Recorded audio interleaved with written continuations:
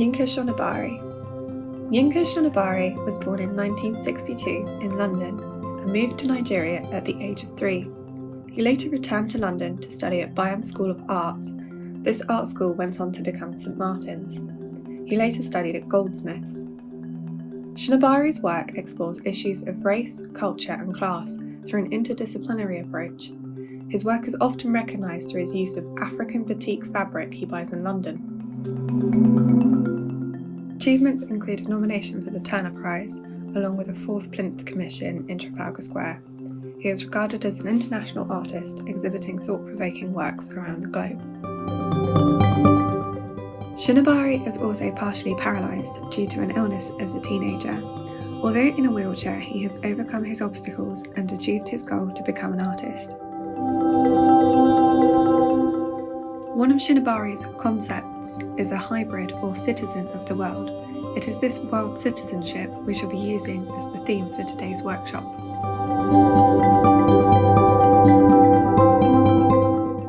For this workshop you will need some gouache paint, thick paper or sketchbook, scissors, paintbrushes and a glue stick. You could use acrylic paint if you need to. The first step is to find some inspirational prints. I started off by looking at some African batik that Yinka Shonibare uses or creates. I looked at some of his artworks as well, so you'll see some of those pop up as motifs in the designs I paint.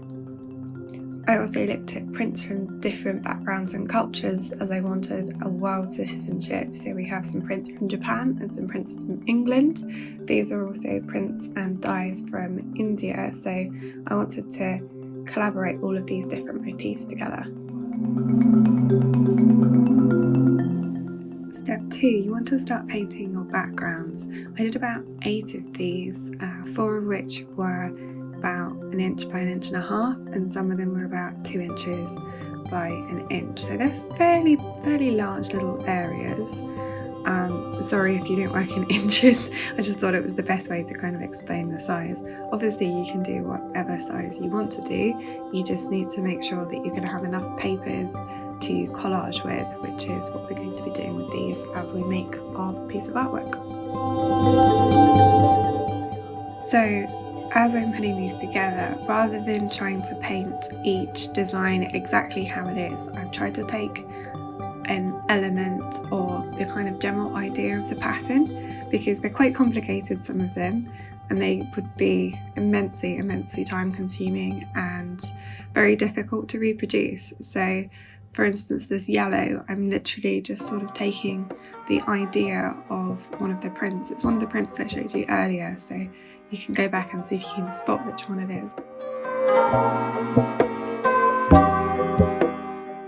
I do recommend gouache for this because of the qualities of this paint. So it gives you a really nice matte flat finish, which you won't get with an acrylic. It also is really great for layering. So as you paint on, it will kind of look a little bit more translucent, but as it dries it will get slightly more opaque. And I feel that this is just a really nice material to sort of mimic that textile quality.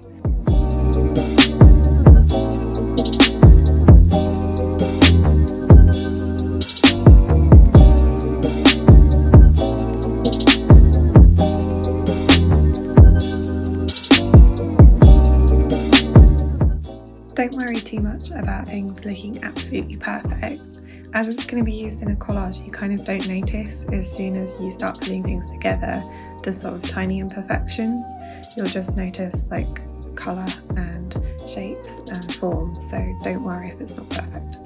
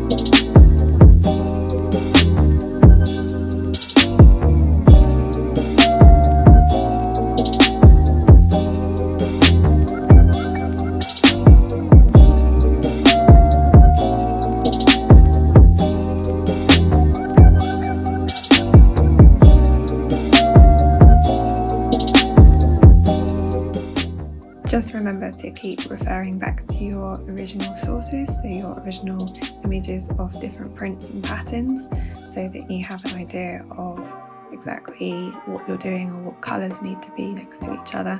You can also play around with how you want to do things. For instance, with this pink and green, I first of all did my base layer of a pink, then I went over with green, and then the green I went over the top with yellow, just to give it those stripes but also keep a really nice bold print.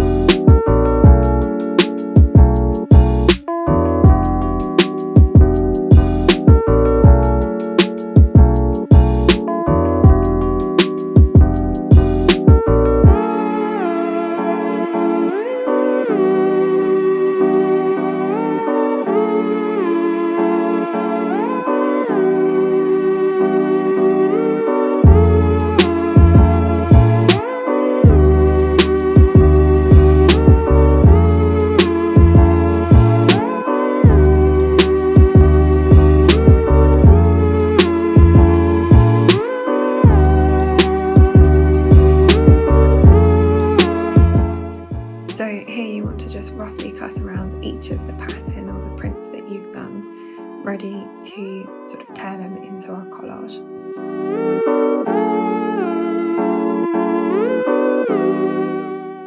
That's it for part 1, so head over to part 2 and we'll get started with the collage.